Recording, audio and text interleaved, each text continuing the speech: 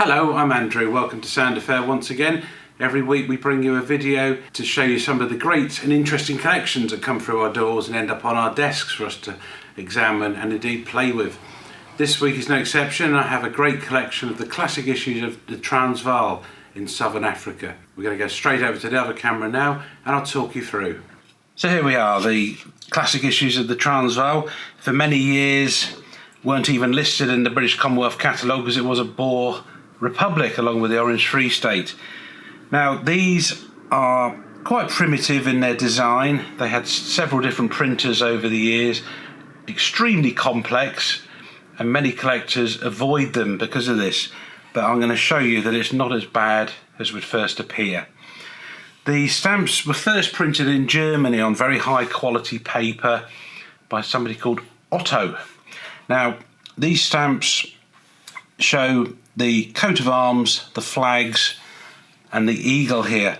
Now one of the ways to tell the genuine impressions from a forgery is that the letter D, I'm going to zoom in so we can have a look now, the letter D there next to my tweezers, it should touch at the top on the ribbon. Now if it doesn't touch the top there, on the penny, the sixpenny and the shilling values, you know you've got either a forgery or a reprint of some description. Now these first arms issues come imperforate and rouletted, but to add to the confusion we also have wide set and narrow set plates.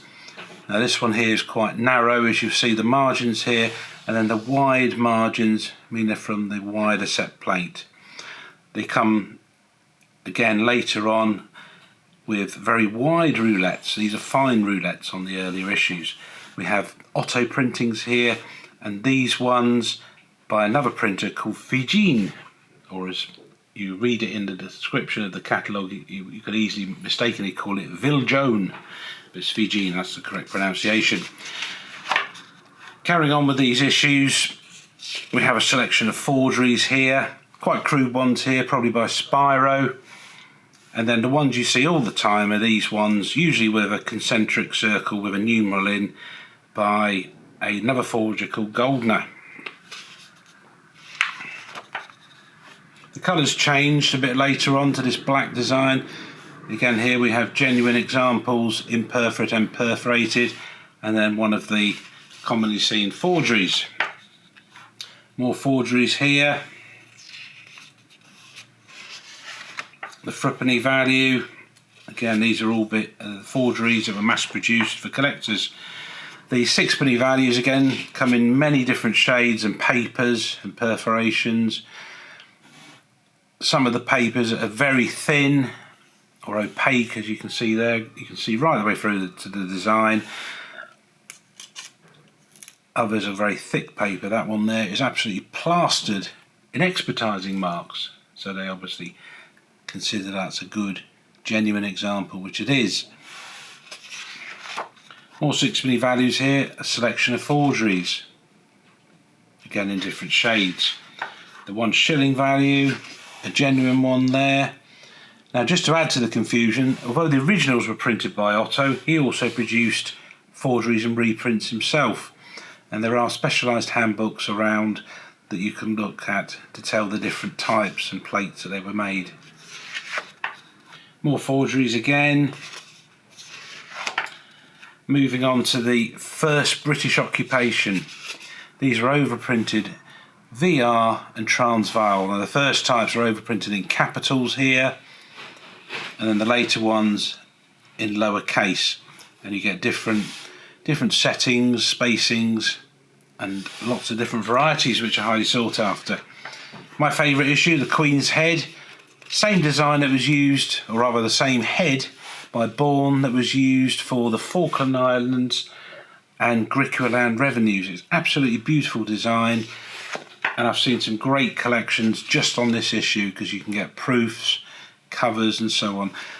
All the way up to the 2 shilling, almost always come with a telegraph cancel, and they're just stunning colours and beautiful work of Bradbury Wilkinson in London.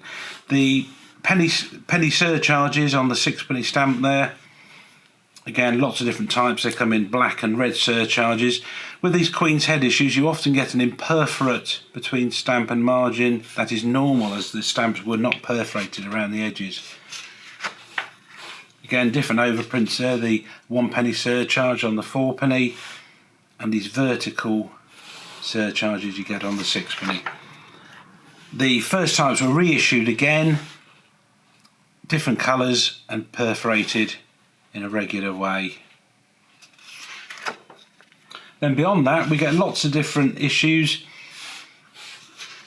These are known as the Vertime issues.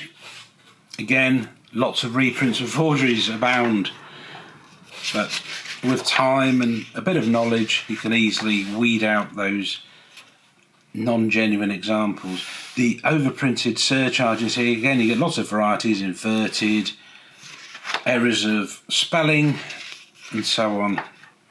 Fiscal stamps overprinted for postage, more surcharges, and on they go. There we go, we have another inverted surcharge there. The £5, again it comes genuine, reprinted and forged, and there's all sorts of tests you can do to find out if it is genuine, one of which being the spacing of the perforations against the genuine sheets.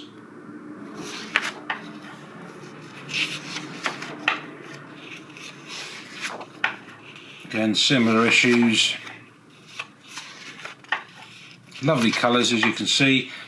And then the second occupation at the time of the Boer War, again were overprinted VRI. And then with the ERI overprinted there, surcharges, and then on to the Edwardian era and Delarue issues again. Beautiful range of colours, you've got a plate number there. This issue all the way up to the 10 shilling. Now this is an expert certificate for this very nice indeed top £5 value. Just look at the colours on that. Missing in most collections, I'm sure.